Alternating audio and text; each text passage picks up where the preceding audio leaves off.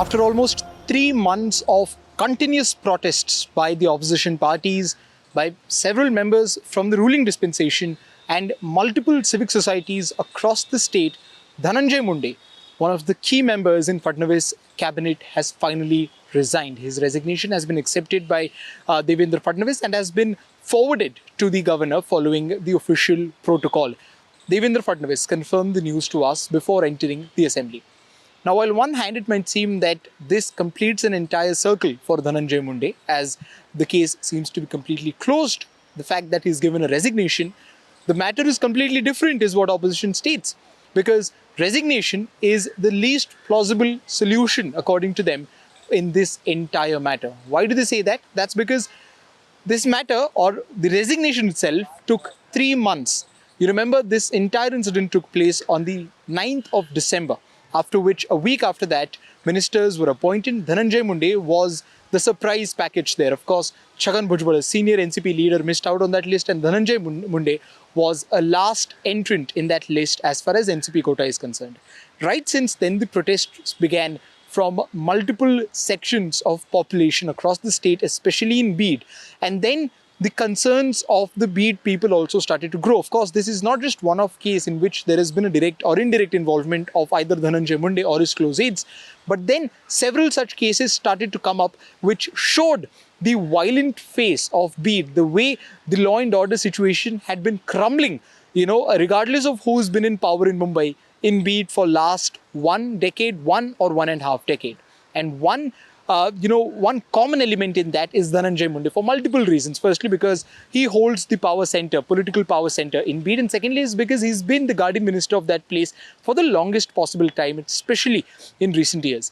Now, the opposition has hinted at continuing their protest for few reasons. Firstly, because they want Dhananjay Munde to be named as a co-conspirator in this entire case. As we remember, this was a case of extortion where Santosh Deshmukh, the Sarpanch of Massazog village, was killed by the local henchmen. The Congress believes that the local henchmen, and later on, of course, it was proved that they had close association with Dhananjay Munde, with Walmik Karad, one of the very close aides of Dhananjay Munde, being a mastermind in this entire case. So the opposition believes that Dhananjay Munde should be added as a co-conspirator in this case. Secondly, they want his suspension from the house to take place, and they also want a thorough investigation on all those people who were involved in this matter from the government.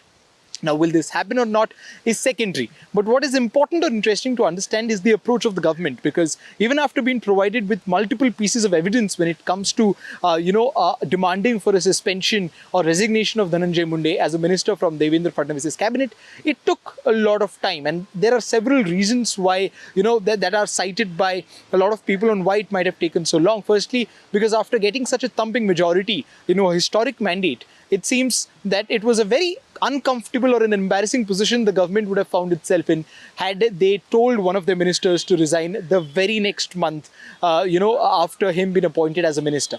Right, number one. Number two, Dhananjay Munde comes from the Vanzari community, which is an OBC community, and that community is a very politically important community, especially in the central part of Maharashtra. When you talk about Marathwada, there are multiple districts and regions there. He belongs to Bid, but caste dynamics are very important there. It's something that came to BJP's and Mahayuti's use in the recently concluded Vidhan Sabha elections, which is why, to keep the caste dynamics in its place, many people have cited about how the government has tried to keep Dhananjay Munde as close to them as possible. The entire election in Bid, not just in Vidhan Sabha, but even before that, the Lok Sabha election was also fought on caste lines. And one can see that after the Santosh Deshmukh incident kind of unfolded, there were a lot of casteist sentiments that were going around amongst different sections of population, as it turned out to be a Maratha versus OBC thing for quite some time. Of course, later it died down, and then